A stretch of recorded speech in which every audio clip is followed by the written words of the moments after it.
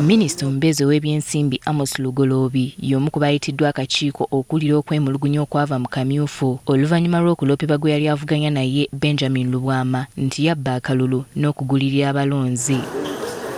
Ono yagondedde amateeka g'ekibiina kyabwe era olwaleero akedde ku kitebe kya NRM naye okwewozaako kyokka ate ekibamaze enviiri ku mutwe nga ye eyawaaba Benjamin Lubwama talabiseeko wadde okusindika bannamateeka be. Nga n'obululu bungi nafuna obululu obweya ddala 98 ku 100 98%, naye tazze nga yeekwasa mbu tebamugamba ate nga ye yawaaba.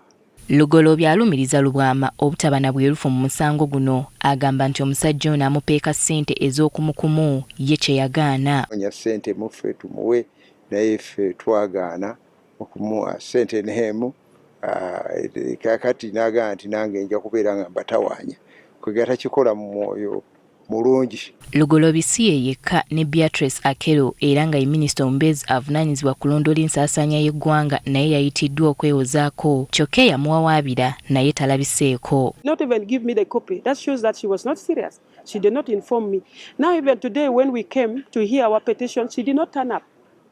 It shows that she didn't interested even in the petition because the gap between me and her is 62,000 votes. Okwawakanako ne bano ye minisita w'ebyamawulire Chris Balyomunsi talabiseeko wadde nga yayitiddwa okugasimbagana ne Sam Aliniitwe amuvunaana okugulirira abalondesa. We have both photo and video evidences that pin him on this matter, and also he had to fault on delisting our people from the register. So the registers that we used when we were looking for NRM structures for our district, he changed them.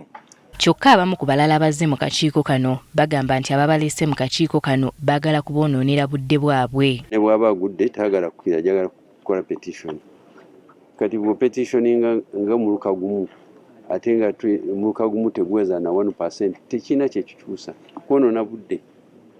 Nze ndaba bino bya kwonoona budde bwaffe. Raundi yonna esobola okutweraliikiriza nubwe bajja independent. Kaakakiiko kategeezezza nga batalabiseeko bwe babawadde olwabbalaza ejja lwokka okwewozaako. Emisango egyagenda ku lisiti eyasooka gijja kuggwa okuwulirizibwa nga 4 ogw'omunaana lwe lunaku lwa Mande. Winnie Tessa Nakayinja agafeeyo ku Spark TV.